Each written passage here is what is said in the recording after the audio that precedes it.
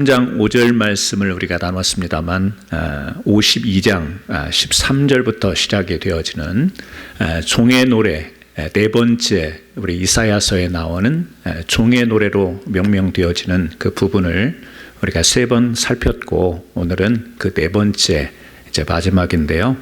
그 노래 가운데 오늘은 한 절 말씀만 보았습니다. 사실 여러분들이 이사야 이 부분을 보게 되면 너무 많이 들었고 익숙한 말씀입니다. 특별히 고난주간 때 우리가 많이 묵상하는 그런 말씀이죠.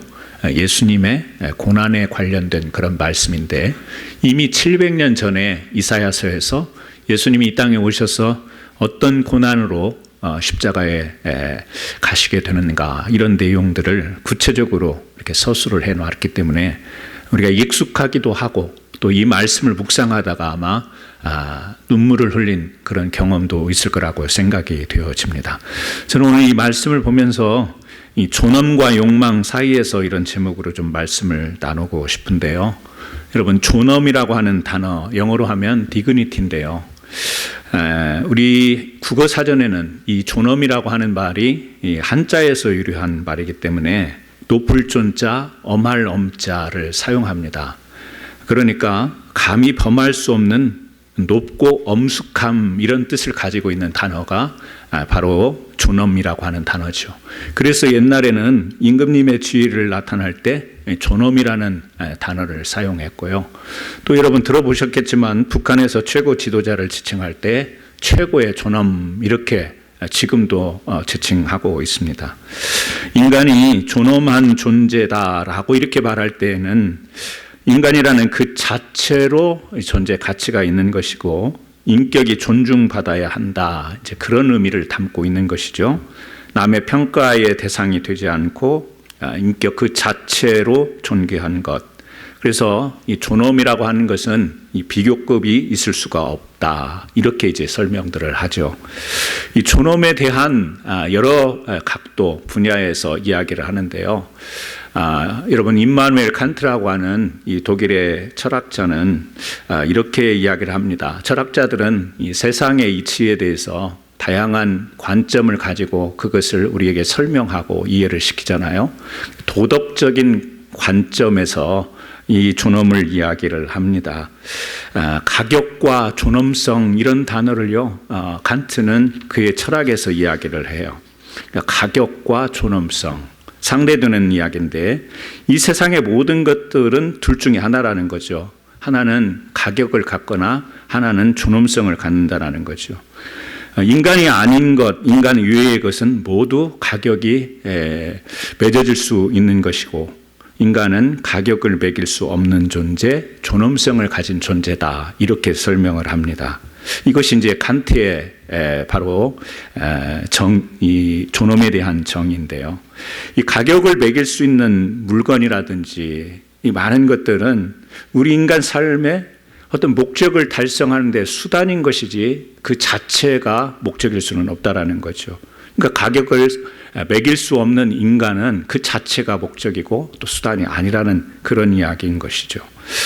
바로 우리 사람이라고 하는 존재는 존엄한 존재다. 가격을 매길 수 있는 존재가 아니다.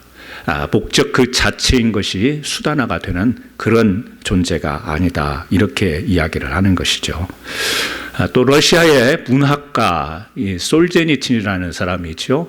이 사람이 이반 데니소비치의 수용소의 하루라고 하는 소설을 썼는데 이 소설은 자서전적인 소설이라고 그렇게 이야기를 합니다. 이 솔제니친이 서방 세계에서 러시아의 양심이라고 하는 이 별명이 붙었는데요. 이 솔제니친이 스탈린을 비난하는 편지를 친구에게 보냈다라는 이유로 붙잡히게 됩니다. 그 이후로 8년 동안 감옥 생활을 하게 돼요. 그리고 감옥에 나와서도 3, 4년 동안 유배 생활을 합니다. 그러다가 1962년에 처음으로 이 사람이 책을 출간한 것이 바로 이반 데니소비치 수용소의 하루라고 하는 책이에요. 그러니까 자신이 수용소에서 경험하고 자신이 혹독한 그런 현실을 경험하면서 이 소설이긴 하지만 자기가 경험한 세계를 이렇게 소설로, 그래서 그 소설에 나오는 주인공 이름이 슈호프라고 하는 사람인데요. 솔제니친이 자기를 투영해서 슈호프라고 하는 소설의 주인공을 통해서 이야기를 전개를 합니다.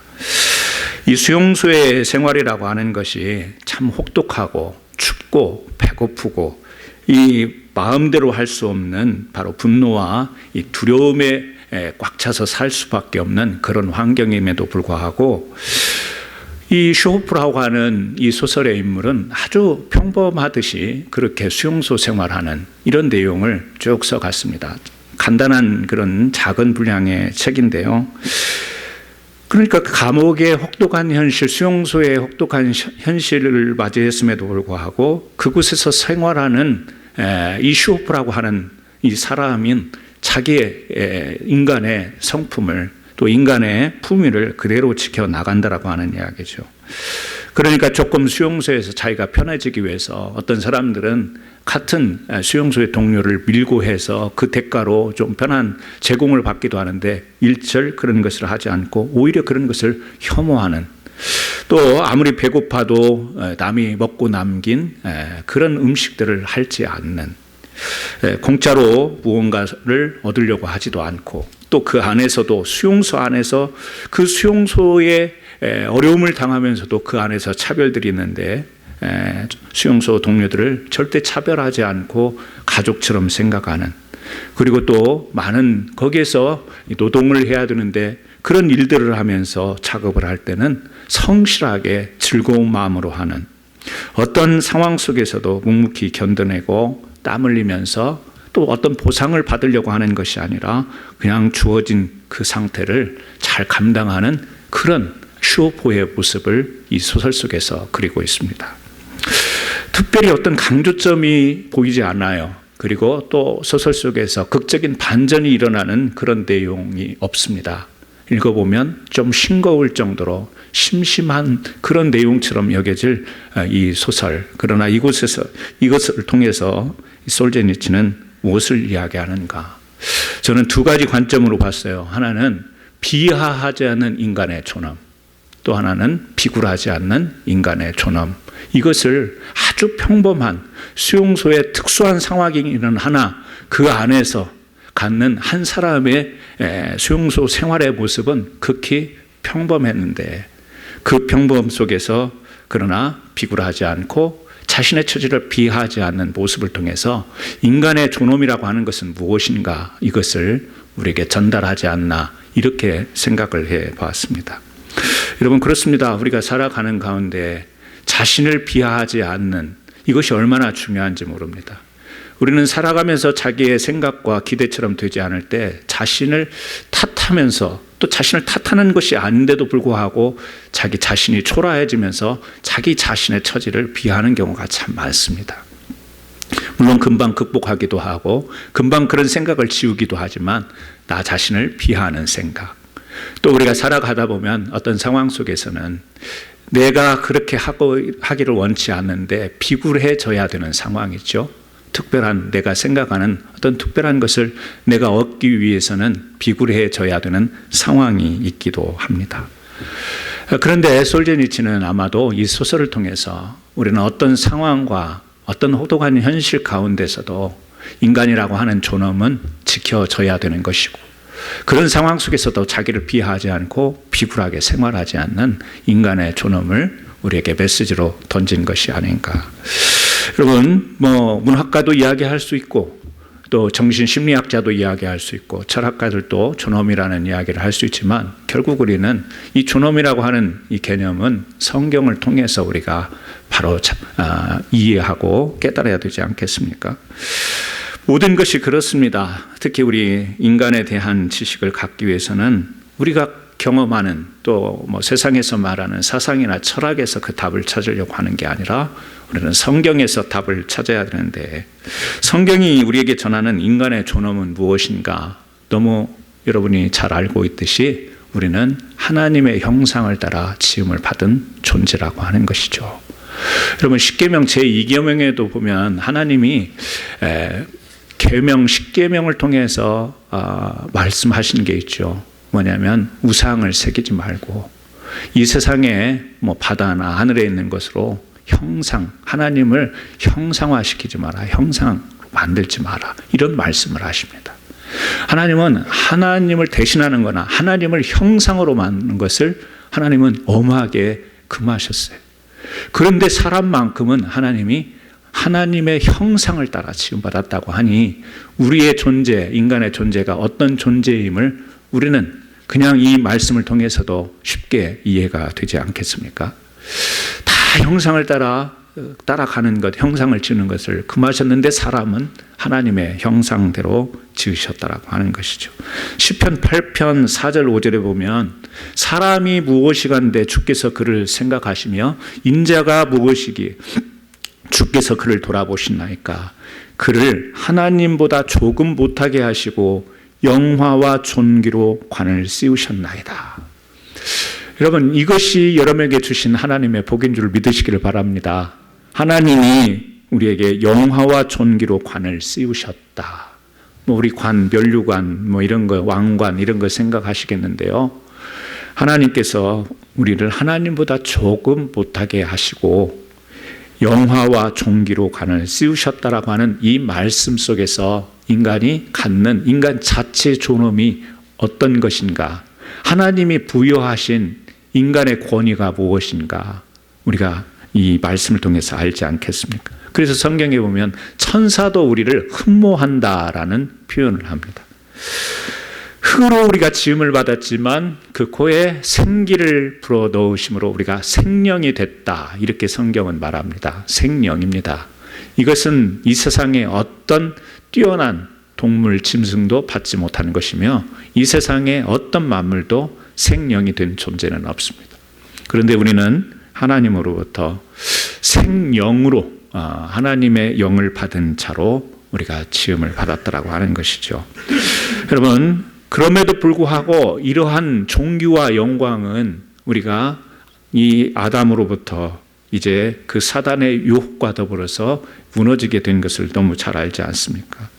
사단의 유혹과 더불어서 인간의 욕망이 결합이 되므로 그것이 바로 하나님이 우리에게 부여하신 존엄이 깨지게 됐던 이유인 것이죠. 여러분, 사단은 우리에게 계속해서 유혹을 가져다 줍니다. 그것을 한마디로 말한다면 우리는 욕망이다, 이렇게 이야기를 할 수 있죠. 욕망이 다 우리가 생각하는 것처럼 잘못되거나 부정적인 의미로 사용할 수는 없겠습니다. 우리가 욕구 또 욕망을 어떻게 구별해야 될지는 모르겠는데요. 우리 사람이 가지고 있는 인간의 본성에서 욕구가 있고 또 그 욕구와 더불어서 욕망, 이것이 더 심해지면 이제 탐욕이 되기도 하고 죄가 되기도 하고 개념을 정리하자면 좀 그 나름대로 복잡하기는 했겠지만 욕망이라고 하는 이 단어를 통해서 우리는 하나님으로부터 멀어졌던 인간의 죄, 결국에는 사단의 유혹을 통하여서 인간의 욕망 때문이었다라는 것을 우리가 잘 알고 있습니다.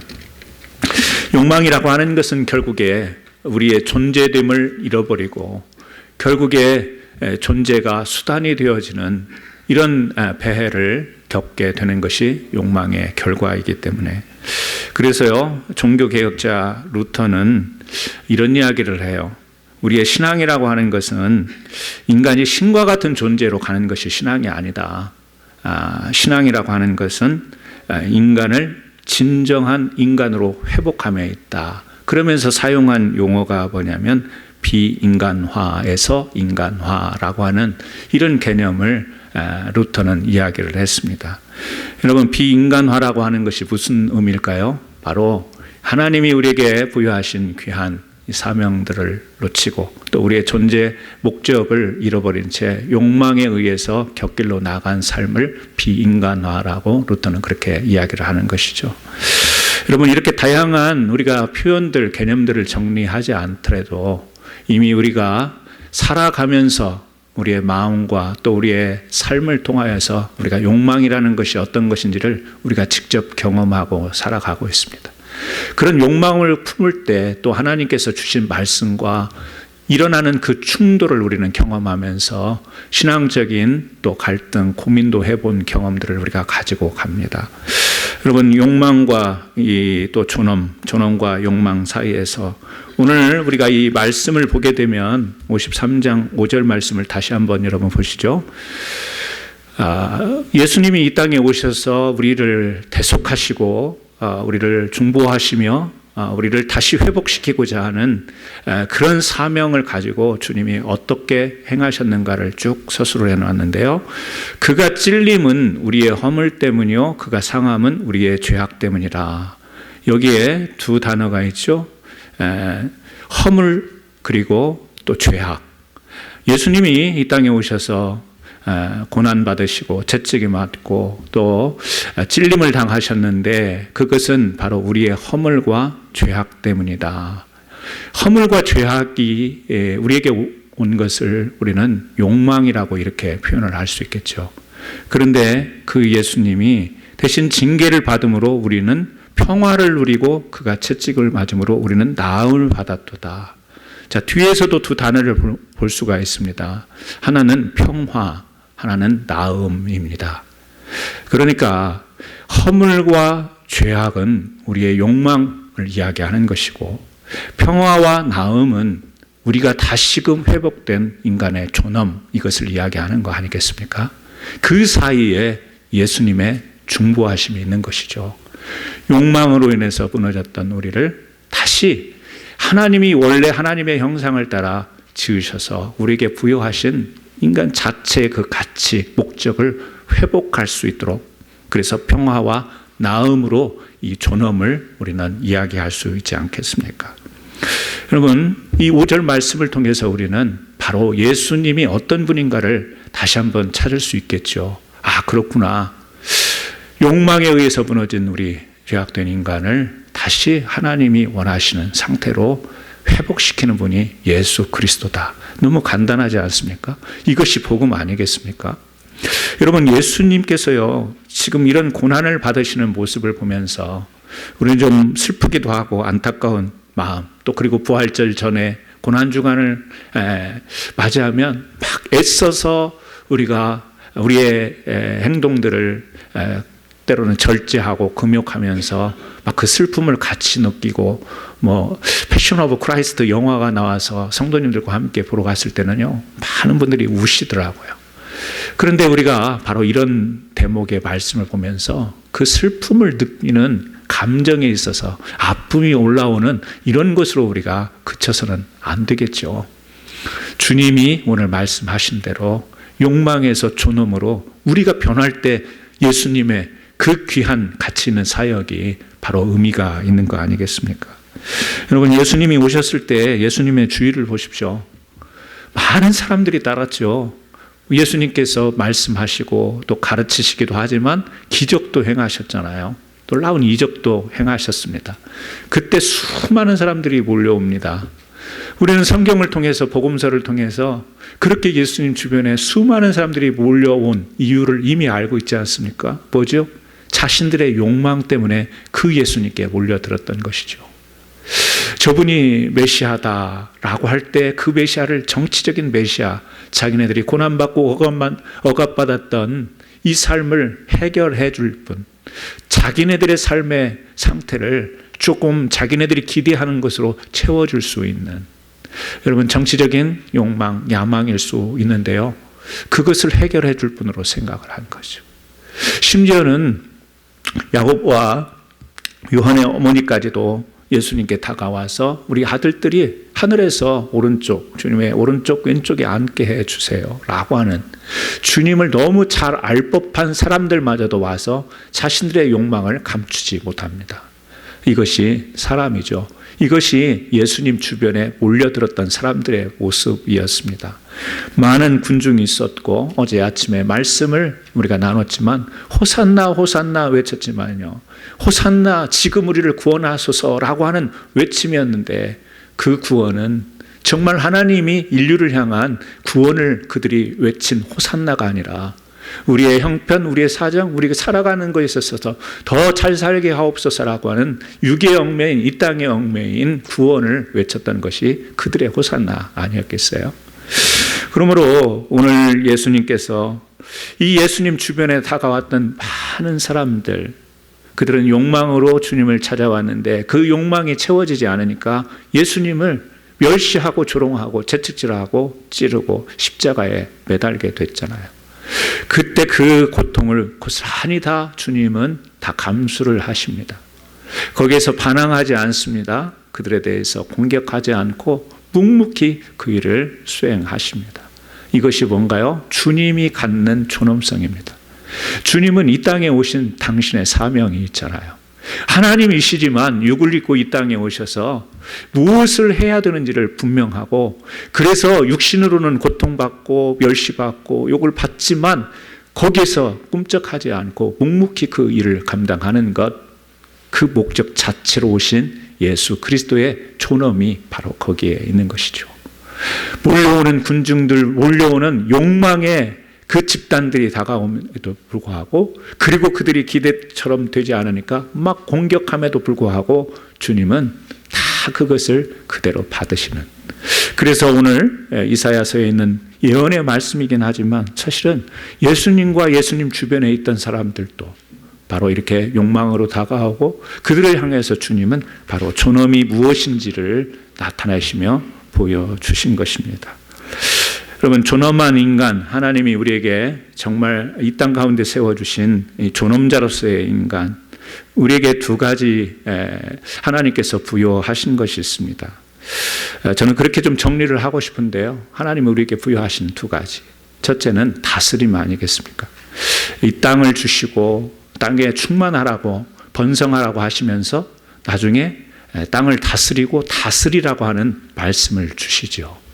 이것이 우리 인간이 갖는 또 본분입니다. 우리는 다스리며 살아가야 됩니다. 이 세상을 다스리며 살아가야 되는데 이스라엘 역사를 통해서 보게 되는 것은 다스려야 될 백성들이 다스림을 당하는 모습을 계속해서 이스라엘 역사 가운데 보지 않습니까? 그리고 신약에 이어서도 신약이 펼쳐짐에도 계속해서 하나님의 백성이라고 선택된 백성들은 다스리는 모습이 아니라 계속 다스림을 받는 모습이에요. 이스라엘 백성들에게서 발견하는 우리들의 모습이 뭐였죠? 개인적인 욕망, 집단적인 욕망, 민족적인 욕망. 그래서요, 그들이 그것으로 인하여서 하나님이 주신 다스림의 사명을 다하지 못한 채 계속해서 다스림 당하는 삶을 살아가요. 왜 그렇죠? 수단을 수단으로 삼아야 되는데 수단을 목적으로 사는, 이 땅에서 살아가야 되는 수단을 목적으로 삼으니까 그들은 다스려야 되는 사명을 살지 못하고 다스림 받는 삶을 살아가게 되는 거예요. 하나님은 오늘 우리에게도 동일한 그런 은혜를 베푸시죠. 우리 하나님의 백성들은 다스리는 삶을 살아야 됩니다. 내 자신을 하나님의 진리의 말씀, 영의 인도함을 받아서 내 자신을 다뤄야, 내 삶을, 내 생활을 다스려 가야 되고, 이 세상 가운데서 내가 세상이 말하는 정치적인 그런 권력과 권세로 다스리라는 그런 말이 아니고 하나님이 주신 영적인 권위를 가지고요, 이 세상을 무엇이 목적이며 무엇이 수단인지를 분별하여 그렇게 살아갈 때 진짜 하나님의 형상을 닮은, 하나님의 형상 따라 지음받은 이 존엄한 존재로 우리가 살아가게 되는데, 우리도 모르는 사이에 너무 비굴하게 살아가지 않습니까? 하나님의 백성인데 너무 세상에서 비겁하게 살아가고 있는 모습이 혹시 우리 가운데 있지 않습니까? 그러다가 뭐가 잘 안 되면 내 스스로를 비하하지 않습니까? 내가 하나님을 믿는 사람인데도 왜 이렇게 나는 지지리도 복이 없는가? 나는 왜 이렇게 잘 살지 못하는가? 막 초라해지면서 그렇게 느껴지다 보면 수단 방법 가리지 않고 나도 어떻게든 세상에서 사람들이 바라보는 그 시선에 걸맞는 삶을 살기 위해서 목적과 수단이 바뀌어버리는 그런 삶을 살게 되지 않습니까? 여러분, 우리는 하나님의 형상을 따라 지음받은 존엄한 존재요, 우리의 사명은 다스리는 거라는 것을 절대 우리가 잊지 않기를 주님의 이름으로 축원합니다. 다스림과 더불어서 하나님은 우리에게 자유를 주셨습니다. 그 자유는 뭐죠? 진리로 너희를 자유케 하리라 라는 말씀입니다. 우리가 생각하는 자유의 개념이 있습니다.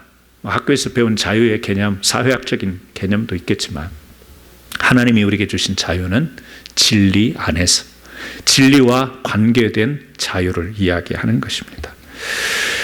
에릭 프롬이 그런 이야기를 했잖아요. 책의 제목도 나오잖아요. 자유로부터 도피, 이런 표현도 나오는데요. 우리가 두 가지로 이야기할 수 있겠죠. 자유라고 하는 것, 진리 안에서 자유라고 하는 것은 무엇으로부터 자유냐, 그리고 무엇을 향한 자유냐, 이렇게 이야기를 할 수 있겠습니다. 하나만 가지고 이야기를 할 수가 없겠죠. 좀 쉽게 이야기한다면 무엇으로부터 자유냐, 애굽을 생각하시면 되겠죠. 출애굽한 이스라엘 백성을 생각하시면 되겠죠.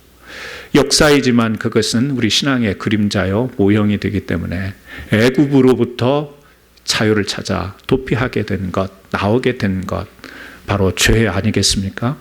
억눌리고 우리의 본분을 잃어버렸던 삶으로부터 이제 자유를 얻게 되는 것. 그러나 거기에 머무르지 않지 않습니다.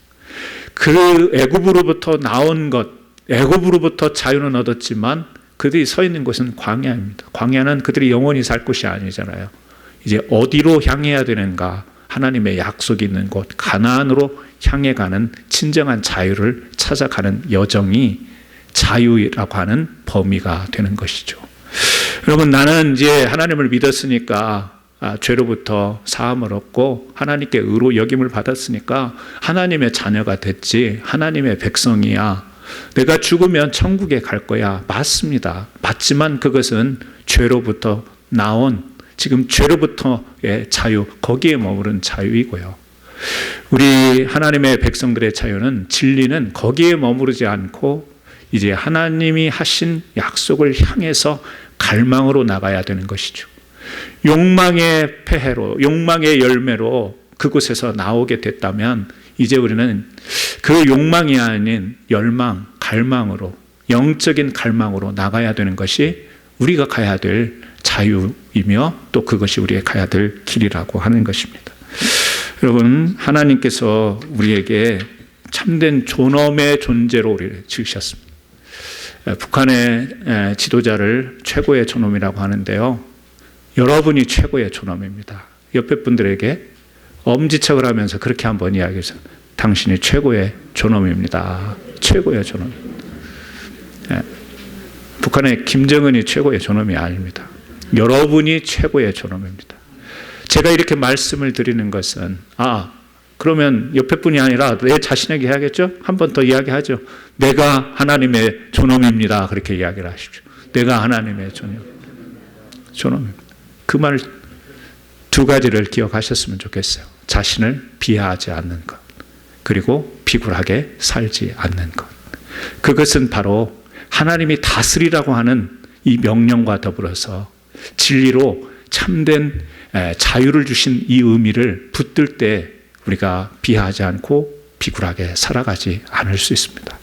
저는 우리 캔사스 한인 장로교회 성도님들, 좀 하나님의 말씀이 분명하게 여러분의 마음에 새겨지고 여러분의 인식 가운데 새겨져서, 바로 예수님은 나의 그 욕망과 존엄 사이에서 이 뒤섞여버리고 목적과 수단이 뒤섞여버려서 이 세상을 살아가는 방식조차도 내가 무엇이 목적이며 무엇이 수단이며 내 존재의 가치가 무엇인지 막 이런 것이 그냥 흩어져 버리고 뒤섞여 있는 상황 가운데서 나의 존재를 다시 한번 분명하게 인식하고 또 그런 존재로서 살아가는 삶의 방식이 하나님이 기뻐하시고 또 우리가 살아갈 때 그 하나님으로 인한 즐거움이 넘치는 이와 같은 성도의 삶, 이렇게 살아가시기를 바라고, 바로 그렇게 가능하도록 인도하신 예수 그리스도께 감사하는, 그래서 바로 크리스마스 이 절기에 그러한 은혜를 다시 한번 깨닫고 또 하나님 앞에 감사하는 마음으로 가는 귀한 절기 되기를 예수님의 이름으로 축원합니다.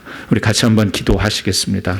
그렇습니다. 하나님, 우리가 욕망으로 인하여서 타락하게 되었고 죄악으로 흘렀던 인간의 모습 속에 우리도 허우적거렸던 때가 있는데 예수 그리스도의 은혜로 말미암아 존엄한 존재임을 다시 깨닫고 회복할 수 있는 은혜를 주옵소서. 우리 같이 한번 이 시간 기도 드리시겠습니다. 기도합니다.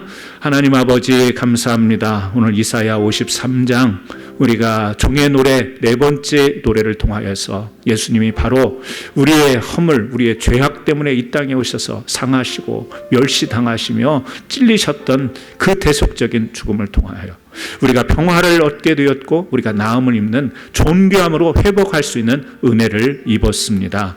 하나님, 이 말씀을 기억하면서 우리가 세상 속에 살아갈 때에 하나님이 우리를 얼마나 존귀와 영화로 지으셨는지를 기억하고 어떤 상황 속에서도 비굴하지 않고 자신을 비하하지 않는 삶을 살고 하나님 주신 다스림의 사명을 영적으로 잘 이해하고 해석하여 하나님 우리에게 주신 참된 자유를 마음껏 누릴 수 있는 이와 같은 하나님 앞에 영적인 갈망으로 살아가는 믿음의 용사들 되게 하여 주옵소서. 예수님의 이름으로 기도합니다. 아멘.